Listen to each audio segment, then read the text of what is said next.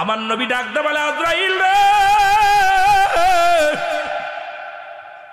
ও আজরাইল, কত মাসুম মাসুম বাচ্চাগুলো মায়ের কোল থেকে নিয়ে যাও, কত সন্তান নিয়ে যাও,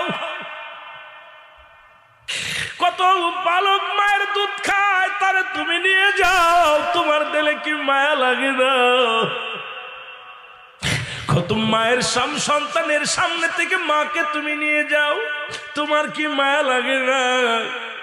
আজরাইল বলে হুজুর, জীবনে আমি 2টা বার কেঁদেছিলাম। কয়টা বার?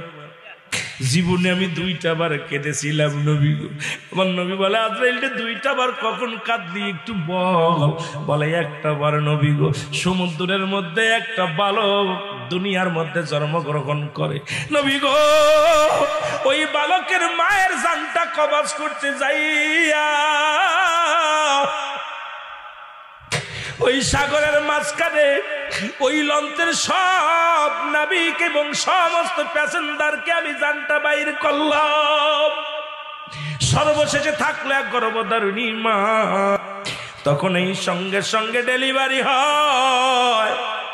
ডেলিভারি হওয়ার পর ওই বাচ্চাটা একটা তক্তার উপরে, আল্লাহ গো কুদরতি, আল্লাহর কুদরতি, আমি তক্তার উপরে রেখে দিয়েছিলাম। সেদিন তার মার জানটা বাইর করেছিলাম, সেদিন আমি কেঁদেছিলাম, সহ্য করতে পারি না রে। আমি আজরাইলের চোখে পানি আসছে ওইটা দিন, কারণ ওই দৃশ্য আমি সহ্য করতে পারি নাই। কারণ এই নাবিক নাই বেশি, কোন যাত্রী নাই বেশি, এই শিশু বাচ্চাটা বাঁচায় রাখতে বললো আমার আল্লাহ, বাকিগুলো সবাইকে মেরে ফেললাম। সেদিন আমি আজরাইলের চোখের পানি দরদর করে পড়েছিল।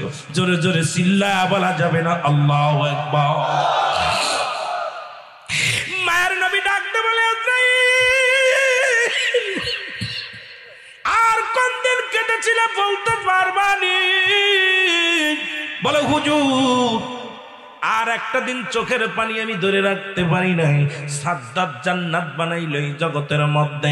এই সাদ্দাত বাদশা যখন জান্নাত বানাইল, ও মুসলমান শুনে নাও, বনি ইসরাইল গোত্রের হুদ আলাইহিস সালামের কাছে শুনিয়া শুনিয়া জান্নাতের মধ্যে বিবরণগুলো কেমন, জান্নাতের মধ্যে কেমন সুস্বাদু খাবার, কেমন ইট পাটকেল কেমনে বানাইলো, কেমনে দরজা, কেমনে জানলা দরজা, এই কথাগুলো শুনে শুনে যখন হুদ আলাইহিস সালামের কাছ থেকে শুনে সাদ্দাত জান্নাত বানাইলো,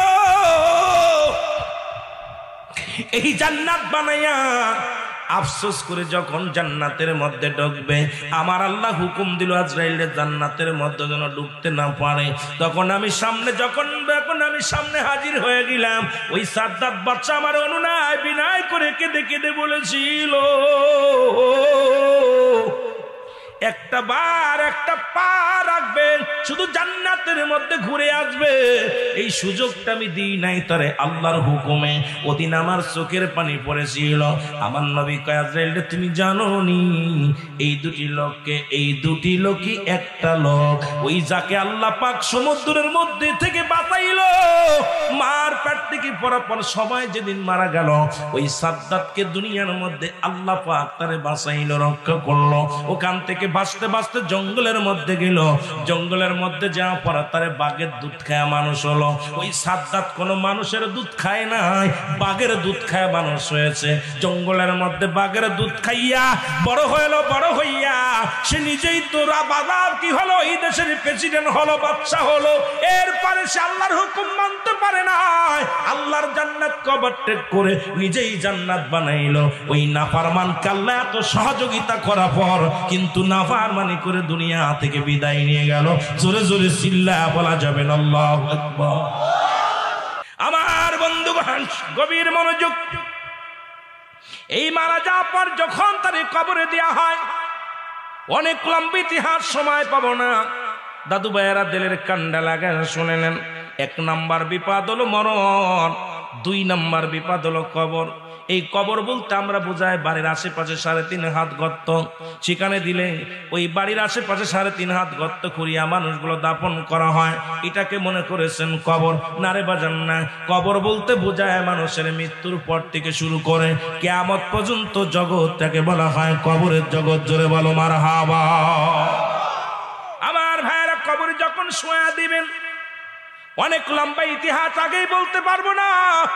কবরে শোয়ানোর সঙ্গে একজন ফেরেশতা আসবে, নাম জানা আসেনি, নাম কি? নুমান ফেরেশতা আসবে, জোরে বলো মারহাবা। কি ফেরেশতা? নুমান ফেরেশতা আসবে। আমরা জানি কবরে শোয়া দিলে মুনকার নেকির আসে, কেরামন কাতিবিন যা লিখে রাখছে এটা দেখার জন্য আসে। বাবা আজরাইল সাল্লাম যখন জানটা নিয়ে যায়, কবরের মধ্যে শোয়ানোর সঙ্গে সঙ্গে নুমান ফেরেশতা আসে, দুই হাতে থাকে দুইটা কাগজ। এই কাগজ নিয়ে কবরের ভিতরে হাজির হয়ে যায়, বলে বান্দা ওঠো, তোমার বান্দা ওঠো, তোমাকে আজরাইল সাল্লাম জানটা নিয়ে গেছে, আমি তোমার রূহটা পৌঁছাই দিয়ে গেলাম, কিয়ামত পর্যন্ত আর তোমার মরণ হবে না। এই রূহটার সঙ্গে হিসাব আর নিকাশ হবে, একবার জান্নাত নাই জাহান্নামে দেয়া হবে। বান্দা তুমি ওঠো, সঙ্গে সঙ্গে উঠায়া রূহটা আপনার কাছে পৌঁছায়া দিবে, খাঁচার কাছে পৌঁছায়া দিবে। দরদি বন্ধুরা, দিলের কান্ডা লাগা শুনে নাও। এবার নুমান ফেরেশতা কাগজটা হাতের মধ্যে দিয়ে বল, বান্দা এটা তুমি দেখো। উনি দেখবে 60 বছরের জিন্দেগি, 80 বছরের জিন্দেগি, 50 বছরের জিন্দেগি। আপনি কত রাকাত নামাজ পড়েছেন, কতটা মিথ্যা কথা, কতটা ভালো কথা করেছেন, কয়টা কোরআন হাদিস শুনেছেন, কত জায়গা কালেমা পড়েছেন, কত জায়গা জিকির করেছেন, কত জায়গা দান খয়রাত করেছেন, সব কিছু এই কাগজটার মধ্যে। বান্দা দেখে বড় আফসোস করবে, আরে 60 বছরের জিন্দেগি, ওই 60 বছরই যদি দান ধ্যান করতে পারতাম, ওই 60 বছরই যদি নামাজ আদায় করতে পারতাম, ওই 60 বছরে যদি সত্যের পথে থাকতে পারতাম, কতই না উত্তম হতো। তবু আনন্দ লাগবে। আল্লাহ, এ মুসলমান শুনে নাও, ওই প্রশ্নপত্র লিখতে যান যখন পরীক্ষার খাতায়, ওই প্রশ্নটা একবার দুইবার পড়া থাকলে বড় আফসোস করে হারে, এখন লিখতে পারতাম যদি আর একবার পড়তাম। কথা কয় না, কথা কয় না। আর একবার যদি পড়া থাকতো লিখতে পারতাম, আর একবার পড়তে পারি নাই। আহারে পড়তেছিলাম ঠিকই, কিন্তু বুঝতে পারি নাই। এবার কাগজ